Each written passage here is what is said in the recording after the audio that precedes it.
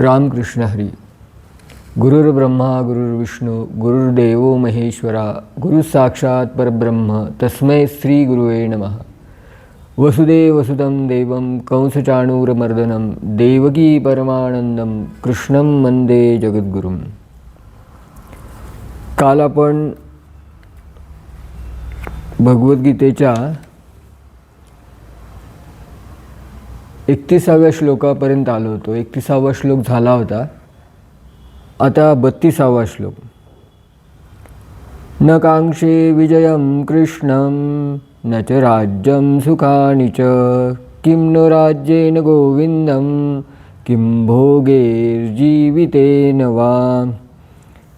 तर ह्याचा असा अर्थ आहे की कृष्ण मला तर विजयाची इच्छा नाही, राज्याची नाही, सुखाचीही नाही. हे गोविंदा, आम्हाला असे राज्य काय करायचे, अशा भोगांनी आणि जगण्याने तरी काय लाभ होणार. तर अर्जुन इथं श्रीकृष्णाला सांगतोय की जरी तो मोहात असला तरी पण काही ठिकाणी तो फार करेक्ट बोलतो. आता अर्जुनाच्या बाबतीत हे अर्जुनाचं चुकलं, या ठिकाणी अर्जुन चुकीचा बोलला, हे अर्जुनातील दोष होता, हा त्याच्या विचारसरणीत दोष होता, असं मी भगवद्गीता समजून सांगताना वारंवार बोलेन. पण या बोलण्यामध्ये एक दोष आहे. कारण अर्जुन हा कृष्णभक्त होता आणि कृष्णभक्ताची निंदा केल्यासारखं होईल. मग हा वैष्णव अपराध आहे. कुठल्याही कृष्णभक्ताची निंदा किंवा दोषदर्शन होऊ नये. पण या ठिकाणी भगवद्गीता सांगताना अर्जुनाने जे सोंग घेतलेलं आहे, म्हणजे जे आपलं प्रतिनिधित्व करतो आहे, म्हणून अर्जुना जागी मी स्वतःला समजून मी त्याचे दोष सांगतो आहे. मी अर्जुनाचे दोष सांगत नाही आहे. ज्या ठिकाणी पुढं येईल भगवद्गीतेमध्ये की तिथं अर्जुनाची पण स्तुती आहे, म्हणजे अर्जुनाने स्वतः नाही केलेली, ज्ञानेश्वर माऊलीच्या ओवीतून आलेली आहे. तर त्या ठिकाणी अर्जुनाचं वेगळ्या पद्धतीने योग्यता सांगितली जाईल. पण पहिल्या अध्यायात सांगताना त्याच्या विचारसरणीचे दोष सांगताना हा आक्षेप अर्जुनावर नाही आहे, तर अर्जुनाने ज्यांचं प्रतिनिधित्व केले त्यांच्यासाठीचा हा आक्षेप आहे. तर या ठिकाणी हा श्लोक अर्जुनाची महानता सांगतोय की अर्जुनाची मनस्थिती कशी आहे. न कांक्षे विजयम कृष्ण, म्हणजे त्याला विजयाची इच्छा नाही आहे.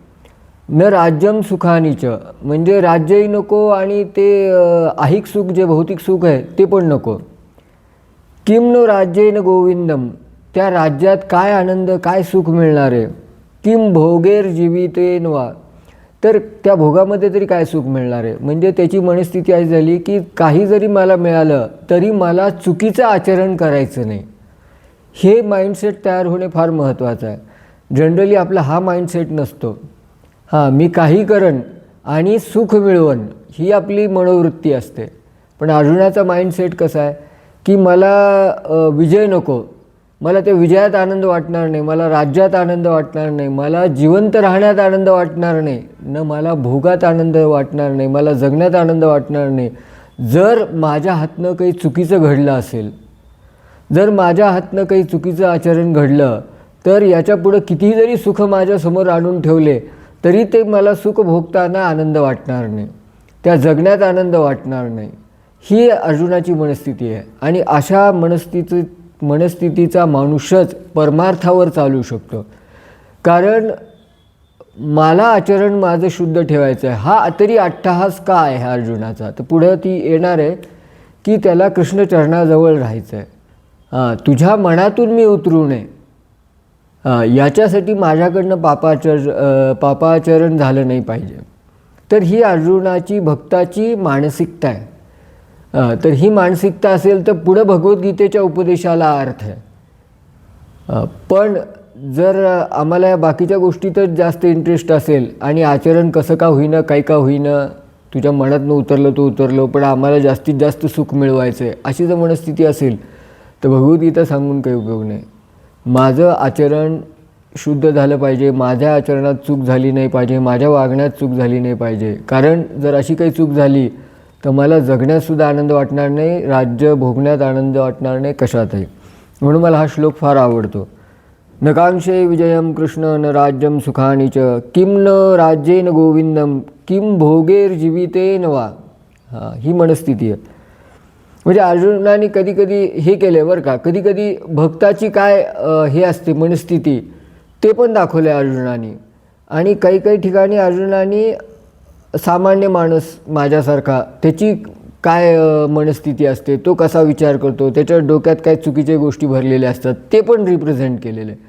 म्हणजे अर्जुनाने स्वतःचं भक्ताची योग्यता, भक्ताची मानसिकताही दाखवली आणि हे पण दाखवले. असं अर्जुन डुएल भूमिकेमध्ये.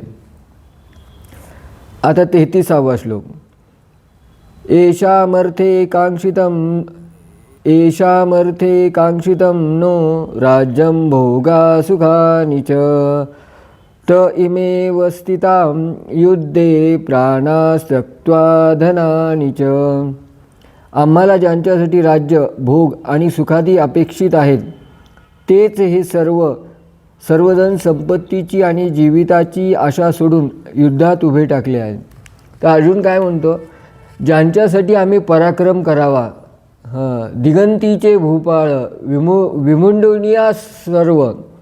म्हणजे ज्ञानेश्वर माऊलींनी लिहिल्यासारखं की सगळ्या देशातील जे मोठे मोठे राजे लोक आहेत त्यांच्याबरोबर युद्ध करून त्यांच्याकडनं जिंकून संपत्ती आणून ज्यांना सुखी करावं, म्हणजे ज्यांच्यासाठी आम्ही पराक्रम करतो, ज्यांच्यासाठी सगळं काही कष्ट करतो आणि ज्या वडीलधाऱ्या माणसांना सुखी करण्यासाठी संपत्ती आणून त्यांच्या पायापाशी ठेवतो, ते सुखात असतील तर मग आम्हाला आनंद वाटतो. तर असे जे आमचे पितामह आहेत, असे जे गुरु द्रोण आहेत, असे जे आप्त आहेत, असे जे स्वकीय आहेत, बहुबंधू आहेत, तेच आमच्या विरुद्ध धनाची आणि जीवाची आशा सोडून उभारले. म्हणजे ज्यांच्या सुखासाठी आम्ही प्रयत्न करावे तेच आमच्या विरुद्ध उभारलेत आणि त्यांचाच जीव घेऊन मी काय सुख भोगणार आहे. म्हणजे दुसरी मानसिकता कशी आहे तिची, जरी सुख असेल भौतिक सुख तरी माझ्या कुटुंबासाठी मला पाहिजे, हे वडीलधारे लोक पाहिजेत. ते असं एक म्हणलं जातं, खरं मुलाचे पांग कधी फिटतात ज्यावेळेस, म्हणजे असं म्हणतात की समाधान कधी मिळतं ज्यावेळेस आम्ही आयुष्यात काहीतरी करू, चांगल्या पगाराची नोकरी मिळेल आणि त्या पगाराचा आकडा ऐकून आईवडिलांच्या चेहऱ्यावर समाधान बघायला मिळेल, त्यावेळेस आम्हाला ते खरं तो आनंद मिळतो. तसा अर्जुन म्हणतो आम्ही पराक्रम करावा, धनसंपत्ती एकत्रित करावी आणि ज्या पितामहाच्या चरणी आणून टाकावी, तेच पितामहा, तेच द्रोणाचार्य आमच्या विरुद्ध उभेत आणि ते सुद्धा धनाची आणि जीविताची इच्छा सोडून.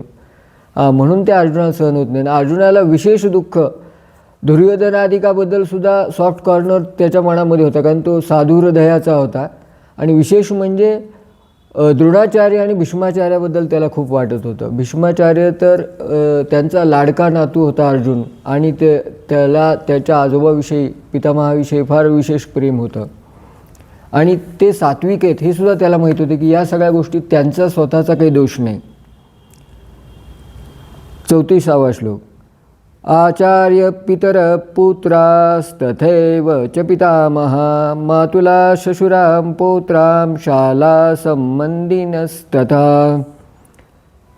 तर कोण कोण आहेत तिथं ह्याची यादी करतो अर्जुन. गुरुजन, काका, मुलगे, आजे, मामा, सासरे, नातू, मेहुणे याप्रमाणे इतर आप्त आहेत. तर हे सगळे आप्त माझ्या विरुद्ध उभारले.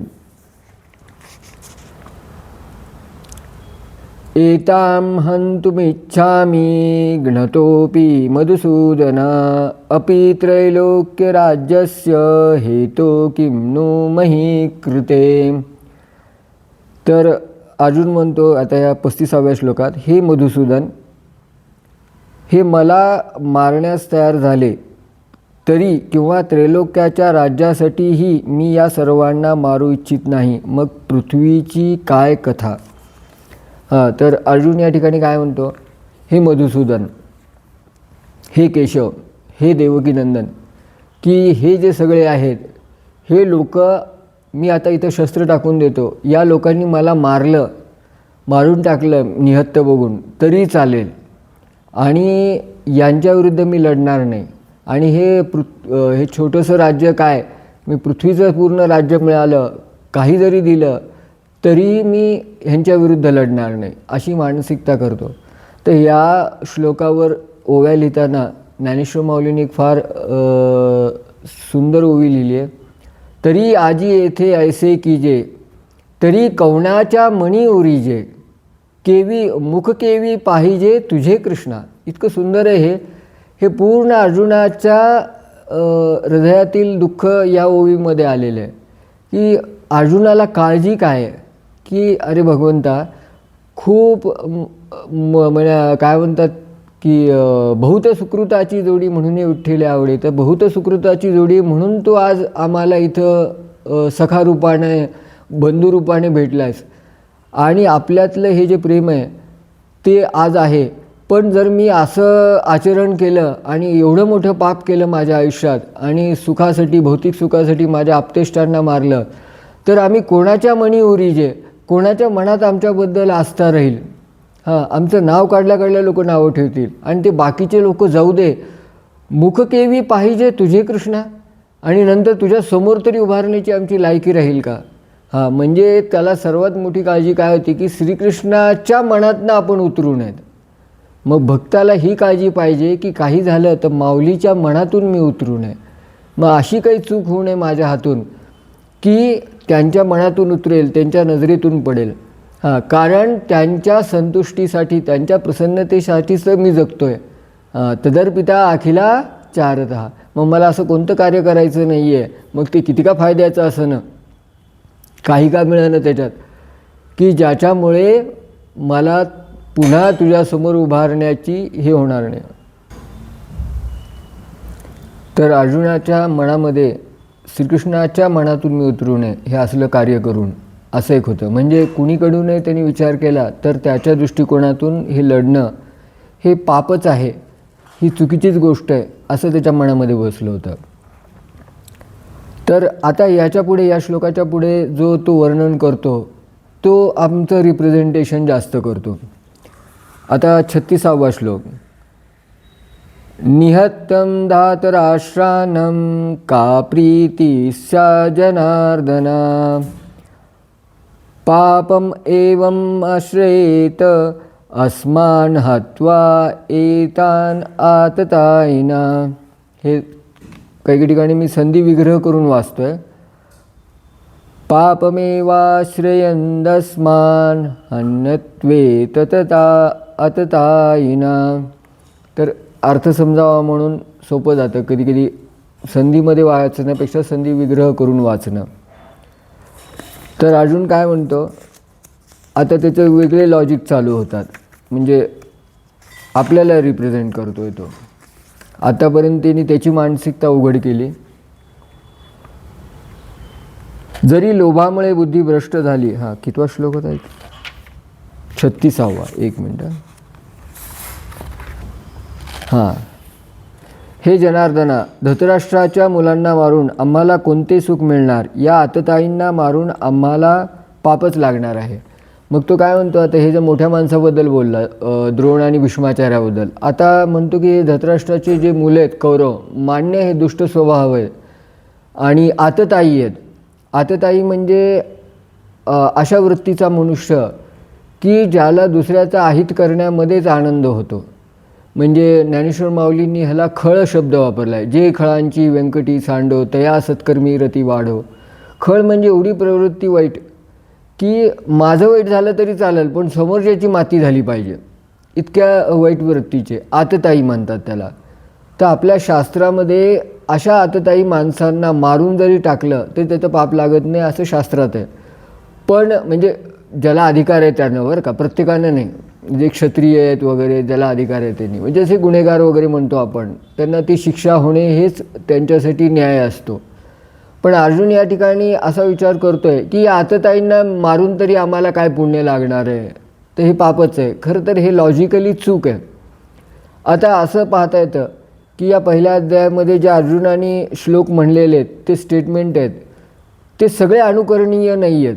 म्हणजे आता काही काही लोक म्हणतात गीता महान ग्रंथ आहे, मग सगळे श्लोक अनुकरणीय. सगळे श्लोक अनुकरणीय नाही आहेत. तर कुठला श्लोक कुठल्या संदर्भात आला आहे त्यावरनं अर्थ लावायचा असतो. आता अर्जुन इथं चुकीचा विचार कसा असतो हे दाखवण्यासाठी रिप्रेझेंटेशन करतो आहे. मग हा एक विचार त्यांनी मांडला. तर हे अनुकरणीय नाही आहेत. फक्त अर्जुन दाखवते की कन्फ्युजन काय काय लोकांच्या डोक्यात असतं आणि कशामुळं मानसिक ताण वाढतो किंवा मोह वाढतो. तस्मान् हर्या वयं हन्तु धातराष्ट्रान् स्वबान्धवान् स्वजनं हि कथं हत्वा सुखिनं स्याम माधव. म्हणूनच हे माधवा, आपल्या बांधवांना धृतराष्ट्रपुत्रांना आम्ही मारणे योग्य नाही, कारण आपल्या कुटुंबियांनाच मारून आम्ही कसे सुखी होणार.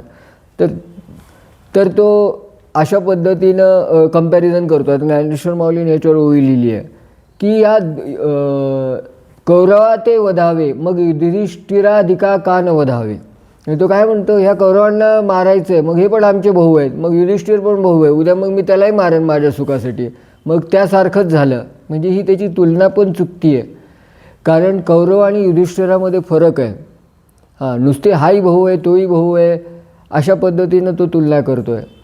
तर तो म्हणतो ह्या कौरवांना मारण्यासुद्धा काही हे नाही आहे. म्हणजे या ठिकाणी आता पुढे येईल श्रीकृष्ण खुलासा करतील की तो आपल्या कर्तव्य ह्या बाजूने विचारच करत नाही आहे, फक्त एकाच गोष्टीतनं विचार करतो आहे, ती म्हणजे दया. त्याला वाटते ती दया आहे, पण ती दयासुद्धा नाही आहे, ती त्याचा मोह आहे, त्याचा संभ्रम आहे. तर एकाच गोष्टीनं विचार करतो आहे. मग कधी कधी काय असतं, अतिचांगुलपणासुद्धा कामाचा नसतो बरं का. अतिचांगुलपणा म्हणू नये शब्द, मी असा शब्द वापरतो की एखादं चांगलं तत्त्व आहे तर ते एका टोकाला नेणे, पार एक्स्ट्रीम लेवलला नेणे, तर ते सुद्धा वाईट ठरतं. मग कोणतंही, माझे वडील म्हणायचे, म्हणजे जे माझे गुरु आहेत, की कोणतंही चांगलं तत्त्व हे आपल्या आचरणात आणताना त्याला बॅलन्स करावं लागतं. बॅलन्स करणं म्हणजे त्याचा सुवर्णमध्य गाठावा लागतो.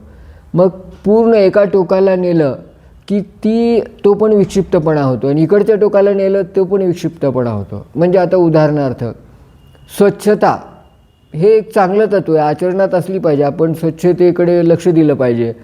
म्हणून दिवसभर आंघोळच करत बसले किंवा हातच धुत बसले साबणानं तर लोक वेड्याच्या दवाखान्यात ॲडमिट करतील की नाही. म्हणजे एकच चांगली गोष्ट आहे, पण त्याचा अतिरेक केला. अहिंसा छान आहे, अहिंसाच असली पाहिजे. पण त्याचा जर अतिरेक केला, एक गाला मारला की दुसरा गाल पुढं केला तर ते वेड्यासारखं म्हणलं जाईल त्याला. संन्यास म्हणलं की सगळंच सोडून दिलं, अतिशय म्हणजे एकही वस्तू वापरणं, तर ते पण अतिरेक संन्यासाचा करणं हे सुद्धा एका टोकाला जाणं, एक्स्ट्रीम लेवलला. म्हणून कुठल्याही चांगल्या तत्त्वाचा सुवर्णमध्य गाठला पाहिजे.